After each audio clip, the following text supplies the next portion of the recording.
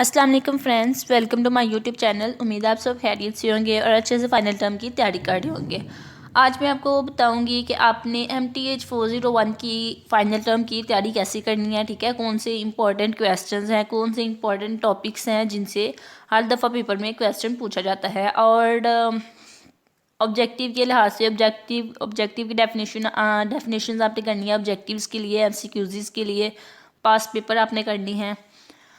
तो हम देख लेते हैं, लेक्चर 23 से स्टार्ट करते हैं। तो लेक्चर 23 में क्या इंपॉर्टेंट चीज़ें हैं वो मैं आपको बता देती हूँ। बज़ाहिर तो ये सब्जेक्ट थोड़ा मुश्किल लगता है, लेकिन अगर आप लेक्चर्स जो हैं वो अच्छे से लेंगे, शॉर्ट लेक्चर्स आप इसके लिए, अगर आप शॉर्ट लेक्चर्स को लेते हैं, अंडरस्टैंड करते हैं क्वेश्चंस को, ठीक है, मेथड का आपको पता चल जाता है, तो ये बहुत आसान सब्जेक्ट है, बहुत इजी क्वेश्चंस है, पेपर बहुत इजी होता है इसका। ठीक है, तो आपने बिल्कुल भी टेंशन नहीं लेनी, तैयारी के हवाले से तैयारी आपकी हो जाएगी। ठीक है, अगर आप ये वीडियो जो है कंप्लीट देखते हैं। देन क्या है कि अगर आपने लेक्चर्स जो है व्यू के लेंथी लेक्चर्स नहीं लेने, तो आप क्या करेंगे, आप मेरे चैनल पे शॉर्ट लेक्चर्स जो है वो अपलोडेड हैं और बहुत सिंपलेस्ट मेथड में मैंने आपको समझाया है, ताकि आपको वो स्टूडेंट जिनको मैथ नहीं पसंद वो भी अच्छे से समझ सकें। तो आप वो लेक्चर्स लें।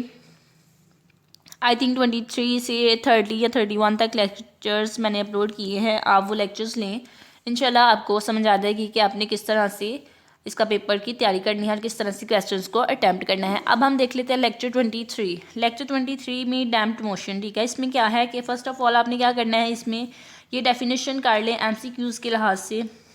ये फार्मूला आपने करना है, डैम्पिंग फोर्स का फार्मूला क्या है ये आपको पता होना चाहिए। उसके बाद क्या है कि आपको यहाँ पे लेक्चर 23 में कोई इतनी इम्पॉर्टेंट चीज़ नहीं है। उसके बाद आपने क्या करना है कि आपको ये फार्मूला जो है ये पता होना चाहिए।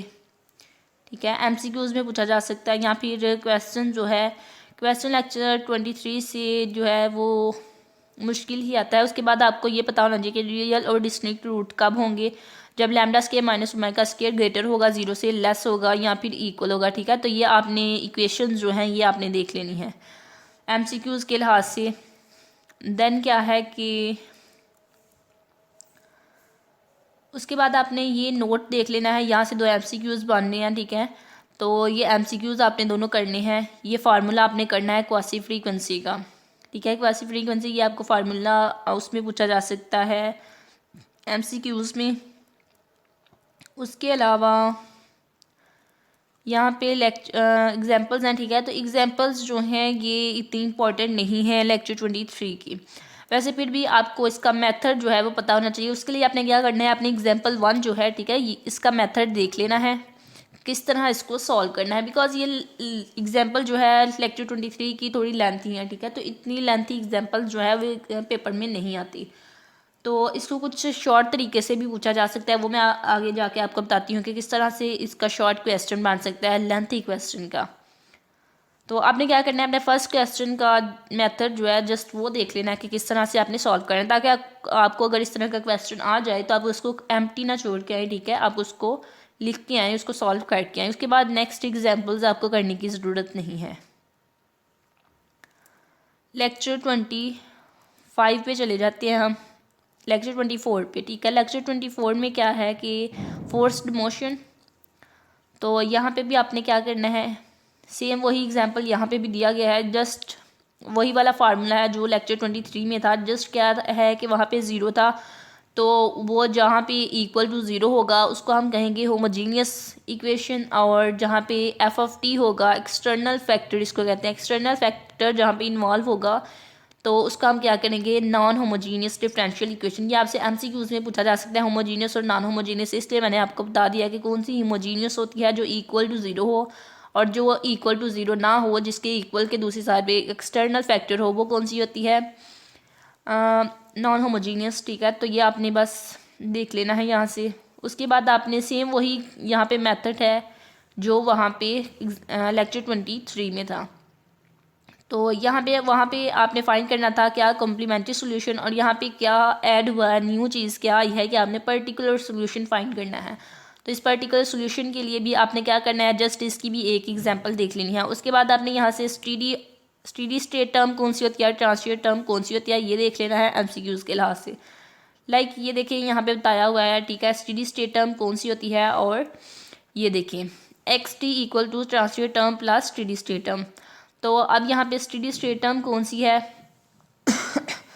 और ट्रांसलेट टर्म कौन सी है ये आपने बताना है। जिसमें आई थिंक टी जो है वो इन्वॉल्व होगा वो स्टेडी स्टेट टर्म होगी, और ई वाली जो टर्म होगी वो हमारे पास क्या होगी, ट्रांसलेट टर्म। ये देखिए यहाँ पे बताया जिसमें ये टी इन ई की पावर ई इन्वॉल्व होगा वो ट्रांसलेट टर्म होगी जिस टी का, और जो टी का ई के बगैर होगी वो स्टेडी स्टेट टर्म। सिंपली आप ये याद रखिए अगर एमसीक्यूज आपसे पूछा जाए कि जिसमें ई जो है ये इन्वॉल्व होगा वो ट्रांसलेट टर्म होगी, और जिसमें ये ई इन्वॉल्व नहीं होगा वो हमारे पास स्टेडी स्टेट टर्म होगी। बस यही आपने यहाँ से देखना है।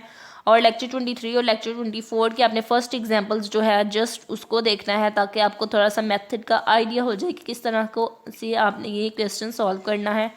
उसके बाद आपने एमसीक्यूज के लिहाज से यहाँ से क्या करना है कि ये LRC सीरीज सर्किट जो है ये आपने रीड कर लेने हैं एमसीक्यूज के लिहाज से, रजिस्टर को, उसके बाद इंडक्टर को और कैपेसिटर को, इनके यूनिट्स और इनके फार्मूलाज आपने देख लेने हैं एमसीक्यूज लिहाज से। उसके बाद किरचॉफ वोल्टेज लॉ है ये भी आपने एमसीक्यूज लिहाज से देखना है कि sum of voltage is around close loop is 0। उसके बाद आपने ये नोट जो है ये ज़रूर करना है, ये यहाँ से 2 एमसीक्यूज बांधने हैं, ये आपने मस्ट करने हैं, ठीक है। और यहाँ से मज़ीद आपने कुछ भी नहीं करना। एमसीक्यूज के लिहाज से ये भी कर लें कि रियल और डिस्टिंक्ट रूट जब होंगे तब क्या होगा कि ये ग्रेटर देन 0 होगा, लेस देन 0 होगा या फिर स्मॉलर देन 0 होगा। बस आपने ये देखने हैं रूट्स एमसीक्यूज के लिहाज से।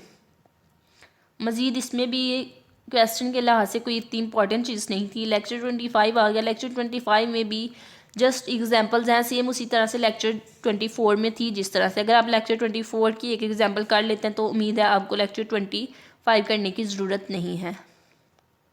नेक्स्ट हम चलते हैं लेक्चर 26 की तरफ। लेक्चर 25 में ये आपको 1-2 डेफिनेशन है, रिएक्टेंस और इम्पीडेंस, ठीक है, इनका फार्मूला पूछा जा सकता है एमसीक्यूज में, ये आपने करना है। और ये बताना है कि रिएक्टेंस और इम्पीडेंस का दोनों का यूनिट जो होता है वो कौन सा होता है, ओम। ये भी आपसे एमसीक्यूज में पूछा जा सकता है। इट्स मीन के लेक्चर 23, लेक्चर 24 और लेक्चर 25 में अभी तक जो मैंने आपको बताया है वो जस्ट एमसीक्यूज के लिहाज से इंपॉर्टेंट है, ठीक है। वो एमसीक्यूज जो हैं वो आपने करने हैं। लेक्चर 26 जो है वो शॉर्ट क्वेश्चन के लिहाज से इंपॉर्टेंट है। यहाँ पे कौन सी क्वेश्चंस ऐसी हैं जो शॉर्ट में आपसे पूछे जाएंगे और जो पूछे जाते हैं वो मैं आपको बता देती हूँ।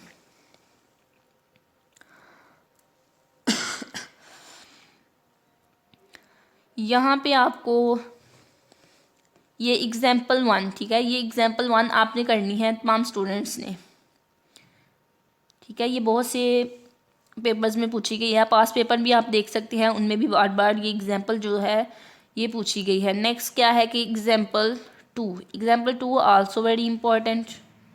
और ये देखें है अभी छोटी छोटी ये, ठीक है, इसलिए ये लॉन्ग में भी पूछी जा सकती हैं और शॉर्ट में भी पूछी जा सकती हैं। ये दोनों एग्जाम्पल्स आपने करनी है तमाम स्टूडेंट्स ने। आप पास पेपर भी देख सकते हैं, उसमें भी ये क्वेश्चन बार बार पूछे गए हैं। और जब मैंने इसका पेपर दिया था तो मुझसे खुद इन दोनों में से एक एग्जाम्पल जो थी वो पूछी गई थी, इसलिए मैं आपको बता रही हूँ। उसके बाद आपने ये एग्जाम्पल 3 जो है ये देखें, ये भी बिल्कुल छोटी सी है, ये भी आपने करनी है, ठीक है। और नेक्स्ट क्या है एग्जाम्पल 4 को आप रहने दें, ठीक है। लेक्चर एग्जाम्पल 5 भी रहने दें। फर्स्ट 3 एग्जाम्पल्स जो हैं लेक्चर 26 की इम्पोर्टेंट है, वो आपने करनी है। शॉर्ट और लॉन्ग दोनों के लिहाज से आपसे पूछी जा सकती हैं। उसके बाद लेक्चर 27 से आपने क्या करना है मैं आपको बता देती हूँ। लेक्चर 27 से आपको ये पता होना चाहिए एमसीक्यूज़ के लिए कि d/dx किसके इक्वल होगा, d के, और इसका स्क्वायर d² के, ठीक है। ये आपको पता होना चाहिए एमसीक्यूज़ के लिहाज से आपसे पूछा जा सकता है। उसके बाद ये पूछा जा सकता है आपको d/dt किसके इक्वल है, डेल्टा के। उसके बाद डेल्टा किसके इक्वल होता है, xd के। तो ये 3-4 चीज़ें जो है ये एमसीक्यूज़ के लिहाज से आपसे पूछी जा सकती हैं, ये आप देख लेना। उसके बाद आपने क्या करना है इसकी भी ये जो फर्स्ट एग्जांपल है ये इम्पॉर्टेंट है, ये आपने करनी है, ठीक है। जो 3-4 चीज़ें मैंने आपको बताई हैं वही जस्ट चीज़ें यहाँ पे यूज़ की हैं। दूसरा सारा मेथड जो है वही है जो हम पहले एग्जांपल में देख चुके हैं। उसके बाद सेकंड एग्जांपल भी आप कर लीजिएगा।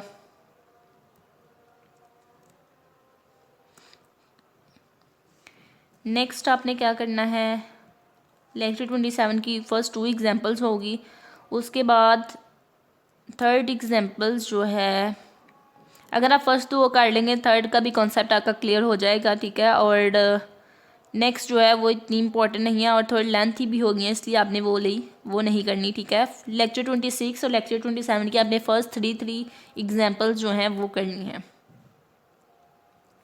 उसके बाद लेक्चर 28 है। लेक्चर 28 में आपने क्या करना है, यहाँ से बहुत सी डेफिनेशंस और क्वेश्चंस बन रही हैं, ठीक है। और एक क्वेश्चन या डेफिनेशन हर पेपर में हर बच्चे को ज़रूर पूछा जाएगा, एक क्वेश्चन लेक्चर 28 से, इसलिए ये लेक्चर आपने ज़रूर करना है। पावर सीरीज़ का फार्मूला क्या है ये आपने डेफिनेशन के लिहाज से करना है, ठीक है। और ये क्वेश्चन आपने, ठीक है, करना है। ये किस तरह से आपसे पूछा जाएगा कि सीरीज़ जो है इस तरह सीरीज दी हुई होगी और आपसे पूछा होगा कि सीरीज जो है वो कन्वर्ज कर दिया या फिर डाइवर्ज। तो कन्वर्ज और डाइवर्ज का अपना कॉन्सेप्ट जो है वो क्लियर करें। उसके बाद ये वाली एग्जांपल, ठीक है। नेक्स्ट ये एग्जांपल, ये लेक्चर 28 आपने सारा ही करना है, ठीक है। Ratio test also very important. Ratio test 5 marks का क्वेश्चन आता है, ठीक है। तो आपने यहाँ तक कंप्लीट करना है, 5 क्वेश्चन का मार्क्स, ये 5 मार्क्स का ये क्वेश्चन आपसे पूछा जाएगा। उसके बाद interval of convergence also very important. ये तमाम डेफिनेशंस इसकी बहुत इंपॉर्टेंट हैं और बार बार पेपर्स में पूछी गई हैं। रेडियस ऑफ कन्वर्जेंस,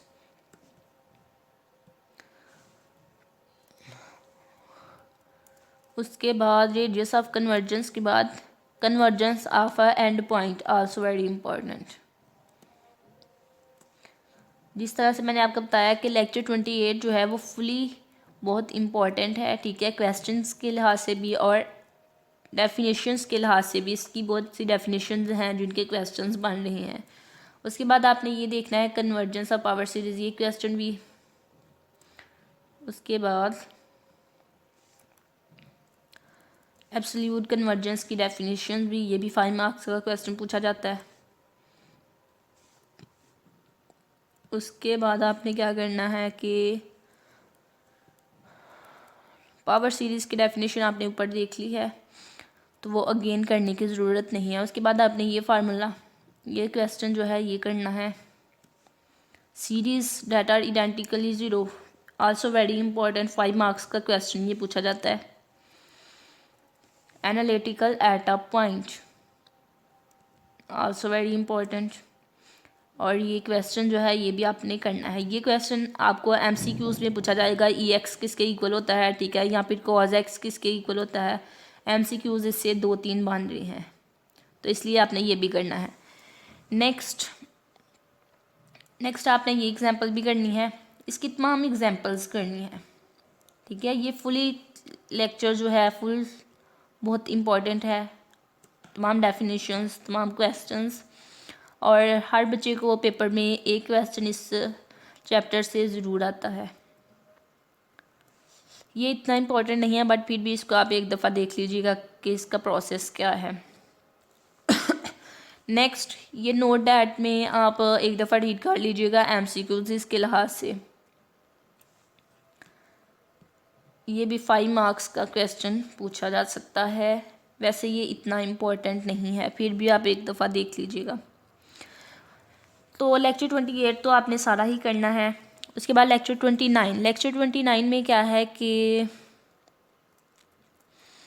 लेक्चर 29 में आप फर्स्ट एग्जांपल कर लीजिएगा ताकि इसको थोड़ा सा मेथड जो है पावर सीरीज़ का वो आपको समझ आ जाए। नेक्स्ट एग्जांपल्स जो हैं वो करने की ज़रूरत नहीं है बिकॉज ये बहुत लेंथी एग्जांपल्स हैं और इसमें से आपको किस तरह का क्वेश्चन पूछा जा सकता है ये देखें। इस तरह से या तो ये कहा जा सकता है पावर सीरीज़ फाइंड करें, क्वेश्चन को सॉल्व करके आपने ये पावर सीरीज़ फाइंड करनी है, या फिर इस तरह से पूछा जा सकता है कि ये वाली सीरीज़ जो है ये आपको दी गई हो और आपको कहा हो C1 C2 C3 फाइंड करना है, तो आपने K की वैल्यूज़ पुटअप करके तो इस तरह से C1 C2 C3 फाइंड करना है।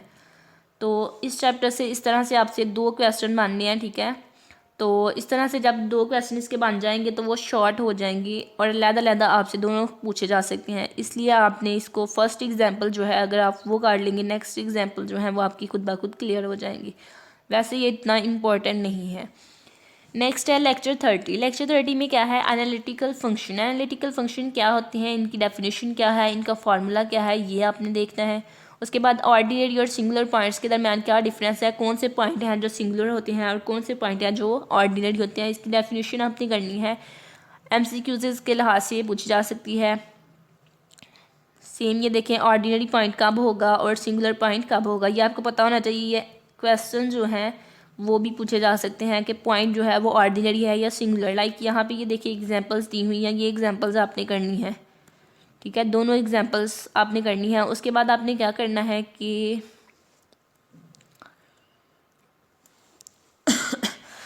उसके बाद आपने ये नेक्स्ट क्वेश्चन है ये आपने नहीं करना, ठीक है, बिकॉज ये अगेन लेंथी क्वेश्चन आ गया। नेक्स्ट भी नहीं करना,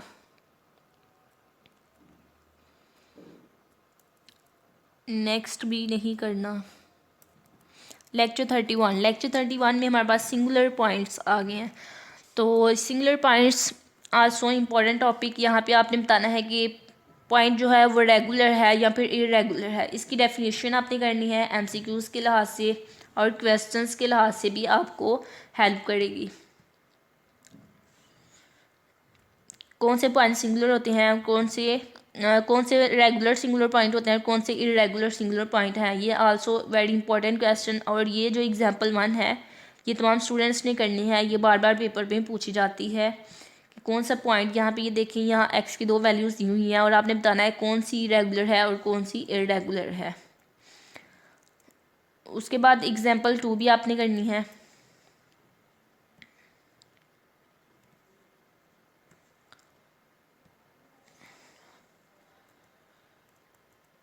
नेक्स्ट थर्ड एग्जाम्पल जो है वो आप रहने दें, फर्स्ट 2 ही इसकी करनी है। उसके बाद method of Frobenius. Method of Frobenius में आपने क्या करनी है, आपने ये फार्मूला देख लेना है MCQs के लिहाज से। उसके बाद आपने ये मेथड जो है 3-4 लाइन में एक्सप्लेन किया हुआ है कि ये मेथड क्या है और किस तरह से मेथड अप्लाई करना है। ये 3-4 लाइनें आपने करनी है। ये क्वेश्चन आपसे पूछा जा सकता है कि मेथड ऑफ फ्रोबेनियस लिखें, ठीक है।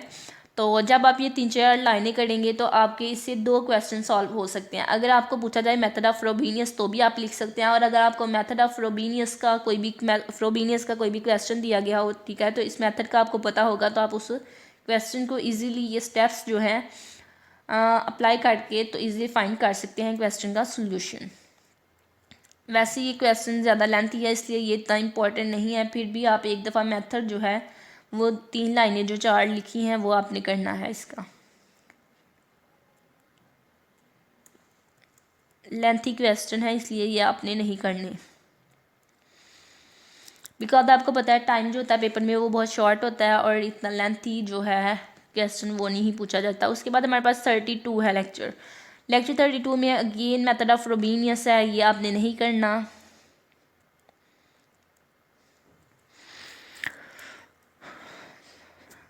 वही वाला मेथड ऑफ फ्रोबेनियस, उसी की एग्जांपल्स हैं, ये एग्जांपल्स आपने नहीं करनी इतनी लेंथी।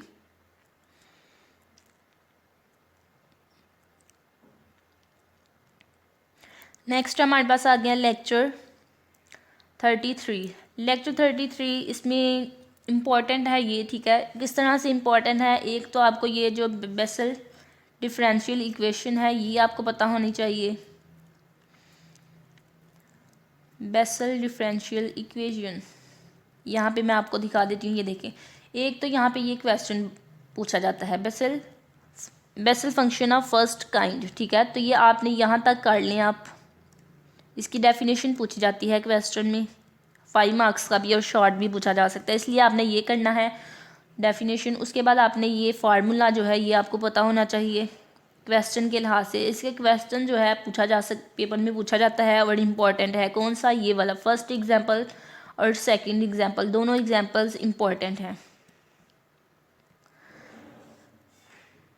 लेक्चर 23 से लेक्चर 31 तक तो जो मैंने आपको बताया इंपॉर्टेंट, ठीक है, वो आप मेरे लेक्चर से देख सकते हैं। अब लेक्चर 33 जो है ये मैंने अपलोड नहीं किया तो ये मैं आपको बता देती हूँ कि ये क्वेश्चन आपने कैसे सॉल्व करना है। लाइक ये देखें, आपके पास इस तरह से आपको क्वेश्चन गिवन है, तो आपको कहा गया है कि बेसल डिफरेंशियल इक्वेशन फाइंड करें। तो आपको ये एक बेसल इक्वेशन है, आपको क्या करना है, इस इक्वेशन को ये जनरल इक्वेशन है बेसल की, ठीक है। तो इस जनरल इक्वेशन को आपको जो क्वेश्चन गिवन है उसके साथ कंपेयर करना है। कंपेयर करके आपने यहाँ से ये v जो है इसकी वैल्यू फाइंड करनी है। कैसे? v के मुकाबल में जो यहाँ पे वैल्यू है, ठीक है, उसको इक्वल रखना है। v² इक्वल टू 1/4, ठीक है। तो जब आप इस तरह से रखेंगे वहाँ से आपके पास v की वैल्यू आ जाएगी और उस v की वैल्यू को आपने क्या करना है, जस्ट इस इक्वेशन में पुट कर देना है, यहाँ पे और यहाँ पे।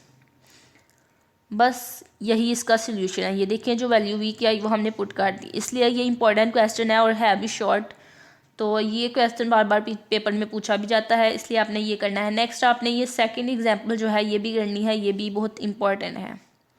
इसमें बस ये 2 एग्जांपल्स ही थी, नेक्स्ट आपने नहीं करनी।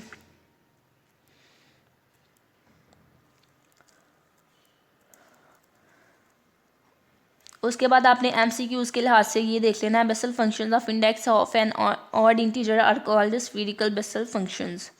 MCQs बन रहा था वो मैंने आपको बता दिया। उसके बाद आप ये जो एग्जांपल्स दी हुई हैं इनकी प्रैक्टिस करें, बिकॉज ये बेसल जो है इसमें से एक क्वेश्चन आ सकता है और ये इम्पॉर्टेंट है।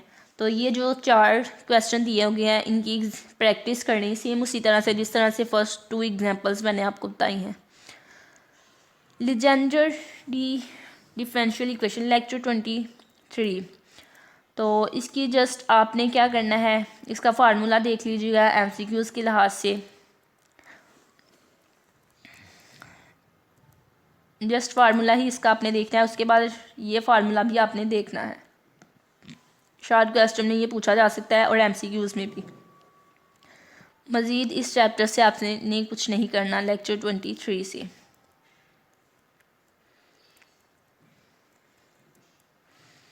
हाँ जी, जस्ट ये 2 फार्मूले करने हैं इस लेक्चर से। नेक्स्ट इसमें कोई भी इतनी इम्पोर्टेंट चीज़ नहीं है। जो चीज़ें मैं आपको बता रही हूँ वो आपने 100% करनी है, ठीक है, और उसमें से कुछ भी लेफ्ट नहीं करना। नेक्स्ट है लेक्चर 35।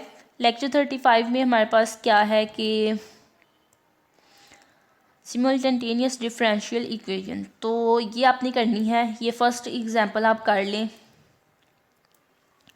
उसके बाद आपने क्या करना है, ये ऑपरेटर मेथड आल्सो इम्पॉर्टेंट, ठीक है। तो यहाँ से ये स्टेप्स इसके रीड करें ऑपरेटर मेथड के, किस तरह से ये मेथड आपने क्वेश्चन पे अप्लाई करना है। अगर आप ये मेथड यहाँ से अच्छे से रीड कर लेते हैं और इनको याद कर लेंगे तो आप इजीली इसका क्वेश्चन जो है वो सॉल्व कर सकेंगे। इसकी first example also important.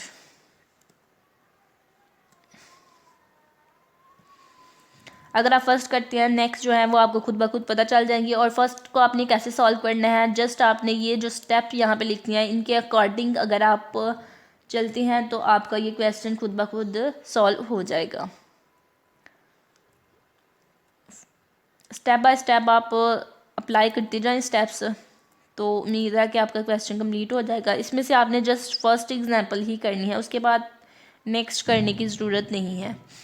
First क्यों करनी है, क्योंकि अगर आपको इस तरह का कोई क्वेश्चन आ जाता है तो क्या होगा कि आपको उसका थोड़ा बहुत आइडिया होगा, तो आप देन आप उसको सॉल्व कर सकें। वैसे ये जो एग्जांपल मैंने आपको अभी बताई है लेक्चर 35 की इतनी इंपॉर्टेंट नहीं है, फिर भी आपने ये ज़रूर करनी है, ठीक है, इसको लेफ़्ट नहीं करना।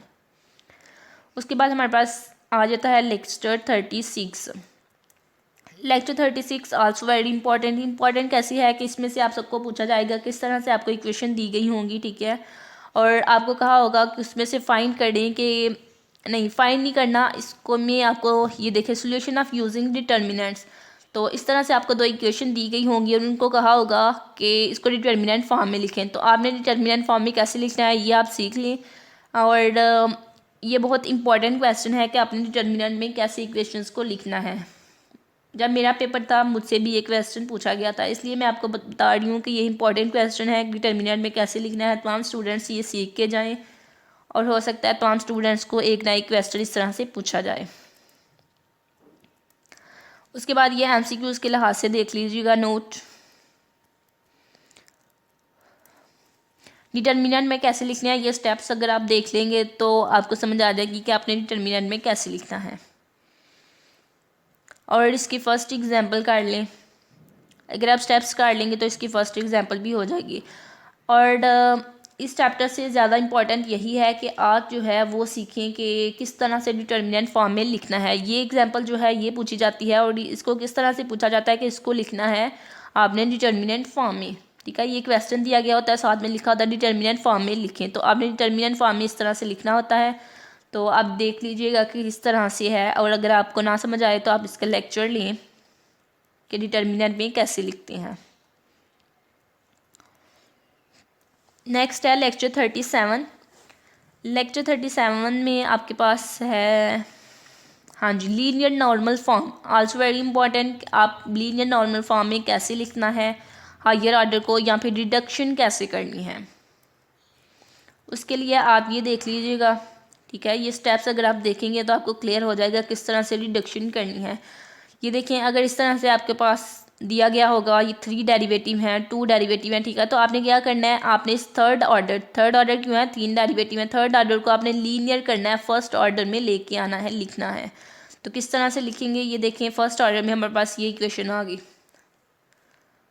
तो ये इम्पॉर्टेंट है, फर्स्ट एग्जाम्पल, सेकेंड भी और थर्ड भी। इसकी एग्जांपल्स आपने करनी है, इसकी प्रैक्टिस करनी है, और ये question 4 examples I think the गई हैं और 4 ही आपने करनी है। रिड्यूस फॉर्म में कैसे लिखना है, नॉर्मल फॉर्म में कैसे लिखना है, इस तरह से आपसे क्वेश्चन पूछा जाएगा और इम्पॉर्टेंट क्वेश्चन है, इसलिए तो आप स्टूडेंट्स इसको कर लीजिएगा।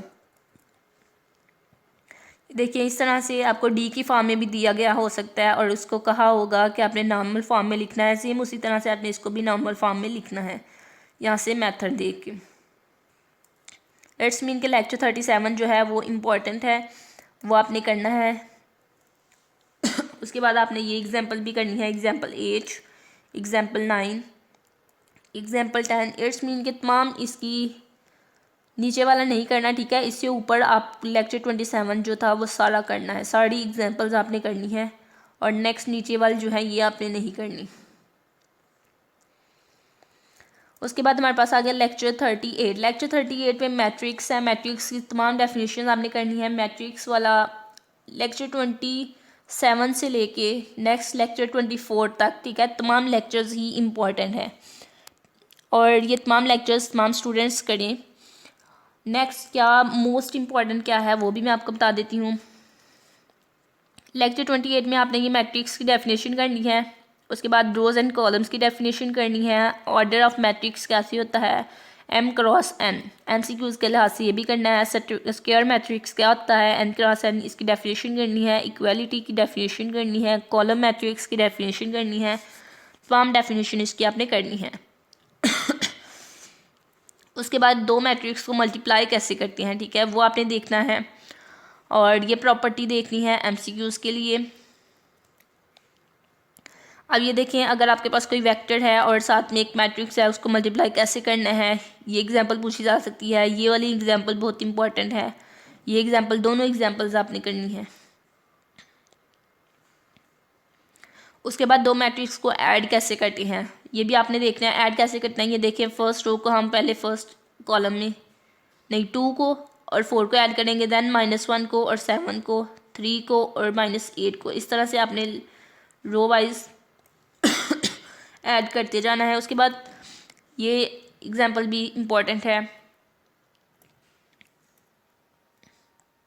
2 मैट्रिक्स को हमने डिफरेंस कैसे फाइंड करते हैं, यहाँ पे ये मेथड है, ये भी आपने देखना है। मल्टीप्लाई कैसे करते हैं, आल्सो वेरी इंपॉर्टेंट, ये आपने करना है। उसके बाद आपने ये प्रॉपर्टी करनी है, ये वाली MCQs के लिहाज से।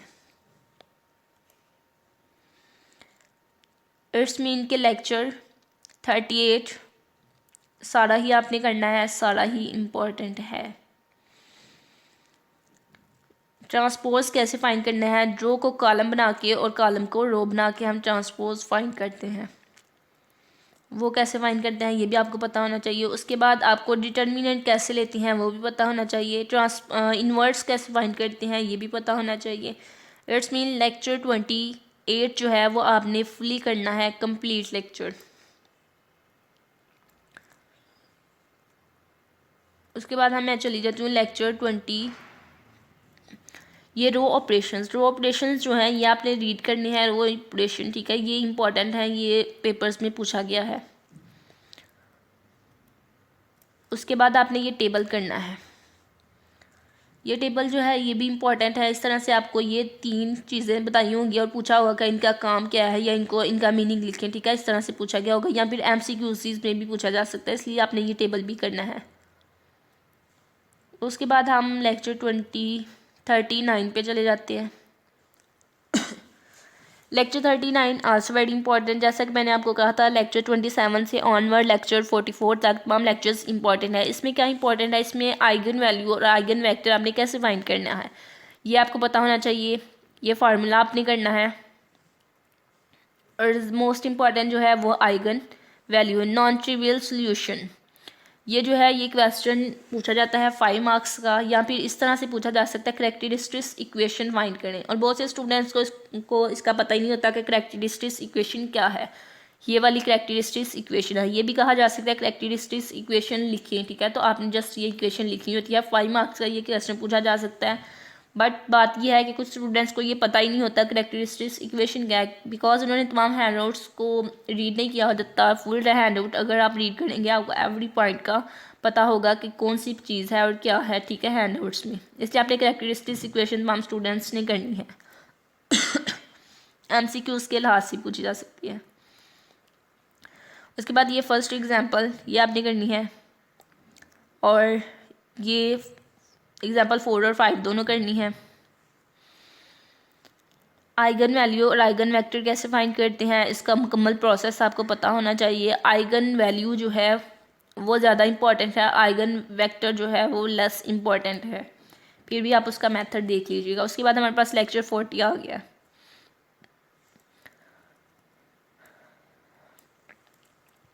लेक्चर 40 के लिए आपको ये फार्मूले 2 देखते हैं, ठीक है, और इन फार्मूलों के अकॉर्डिंग ही इस इक्वेशन को सॉल्व करना है। मैट्रिक्स फॉर्म में लिखना है। मैट्रिक्स फॉर्म में कैसे लिखते हैं ये आपने देख लेना है। और मैट्रिक्स फॉर्म में आल्सो वेरी इंपॉर्टेंट कि मैट्रिक्स फॉर्म में कैसे लिखते हैं या इनको मैट्रिक्स फॉर्म में लिखें। इस तरह से आपसे क्वेश्चन पूछा जा सकता है। उसके बाद ये वाली एग्जांपल भी इंपॉर्टेंट है। एग्जांपल 1 और 2 दोनों ही इंपॉर्टेंट हैं। इसके आपने एग्जांपल 1 और एग्जांपल 2 करनी है। उसके बाद आपने क्या करना है, यहाँ से ये प्रिंसिपल देख लीजिएगा, सुपरपोजिशन प्रिंसिपल। उसके बाद ये नोट जो है MCQs के लिहाज से।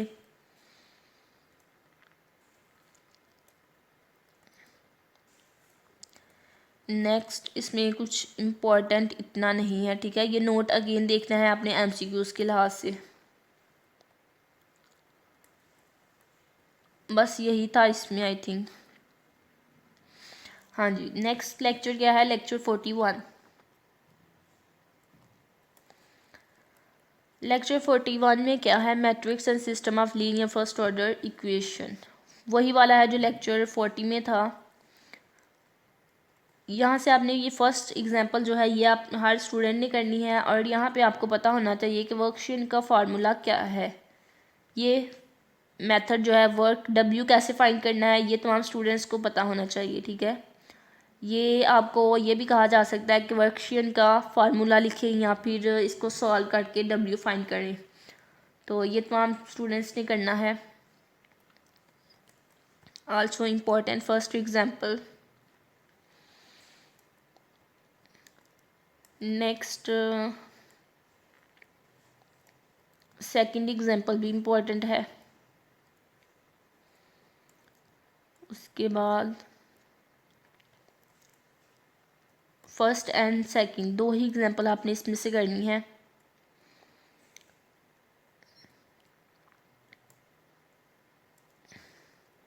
उसके बाद आपको ये पता है जब होमोजीनियस कब होता है, जब इक्वल टू ज़ीरो हो, और अभी नॉन होमोजीनियस है इसलिए नॉट इक्वल टू ज़ीरो।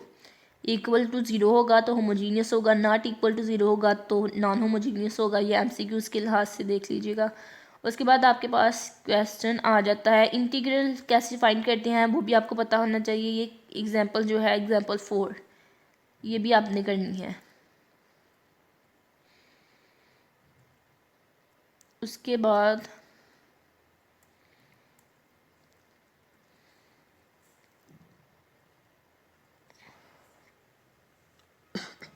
इसके बाद आई थिंक कोई भी चीज़ नहीं है। यहाँ पे नोट रीड कर लीजिएगा, ये नोट जो लिखे होता है ये MCQ से बन रहे होते हैं। नेक्स्ट हमारे पास लेक्चर 42 है, होमोजीनियस लीनियर डिफरेंशियल इक्वेशन। तो यहाँ से भी आपने वही वर्कशीट फार्मूला जो है, ठीक है, किस तरह से फाइंड करते हैं ये आपको पता होना चाहिए।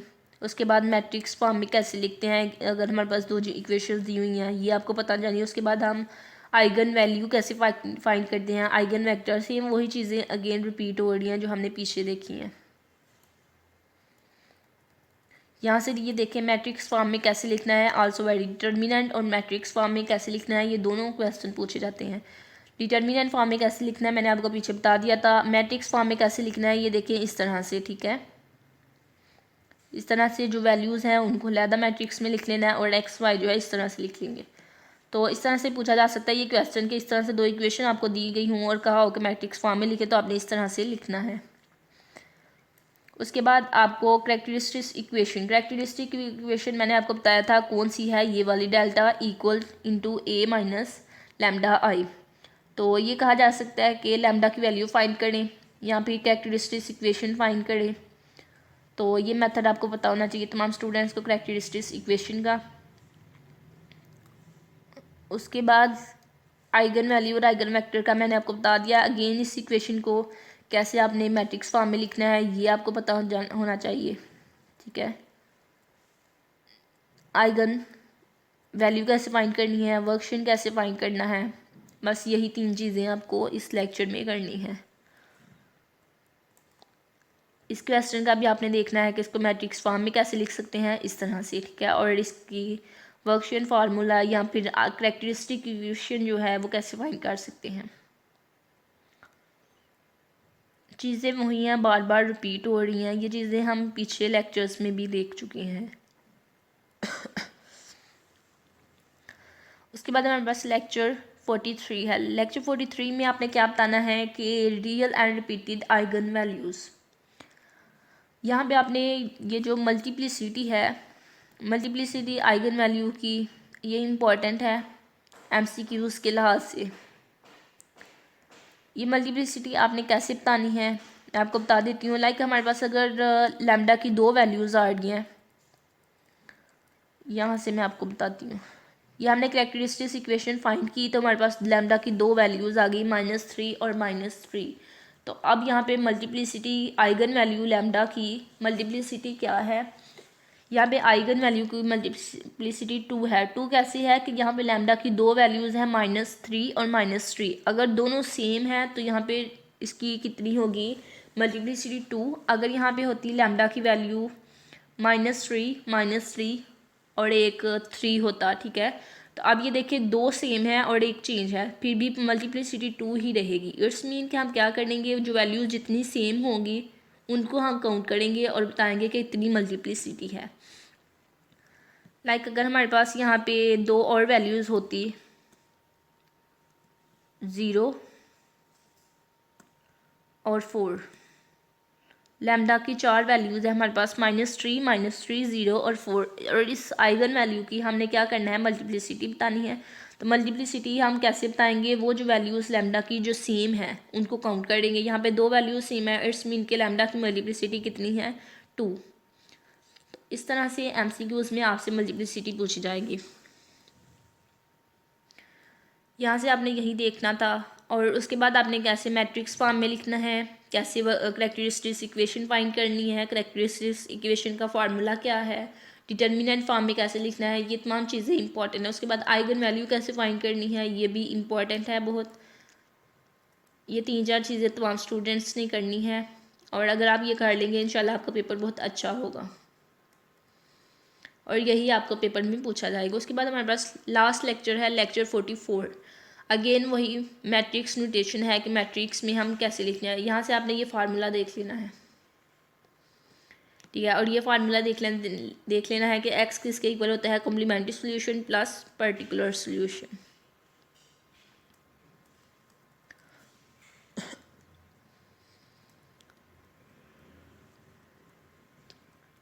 उसके बाद लेक्चर 44 में ये MCQs के लिहाज से देख लीजिएगा। लेक्चर 44 में भी सेम वही चीज़ें हैं कि आपने आइगन वैल्यू कैसे फाइंड करनी है, डिटर्मिनेंट फॉर्म में कैसे लिखना है, मैट्रिक्स फॉर्म में कैसे लिखना है और आइगन वैल्यू कैसे फाइंड करनी है। सेम वही चीज़ें हैं। तो हमारी बुक कंप्लीट हो गया है। लेक्चर 23 से लेक्चर 44 तक जो भी चीज़ें इंपॉर्टेंट थी और जो पेपर में पूछी जाती हैं, जिन टॉपिक से हवाले से पेपर में क्वेश्चन आते हैं, वो तमाम चीज़ें मैंने आपको बता दी हैं। उम्मीद है कि आप ये चीज़ें तमाम अच्छे से करेंगे और 4/4 CGPA जो है वो गेन करेंगे। चैनल को ज़रूर सब्सक्राइब करें और वीडियो को लाइक करें और अपने फ्रेंड्स के साथ अपने ग्रुप्स के में शेयर कीजिएगा ताकि मज़ीद स्टूडेंट्स की हेल्प हो सके और वो भी ये टॉपिक्स जो हैं प्रिपेयर करें, ये क्वेश्चंस को, एग्जांपल्स को प्रिपेयर करें और अच्छा CGPA गेन करें।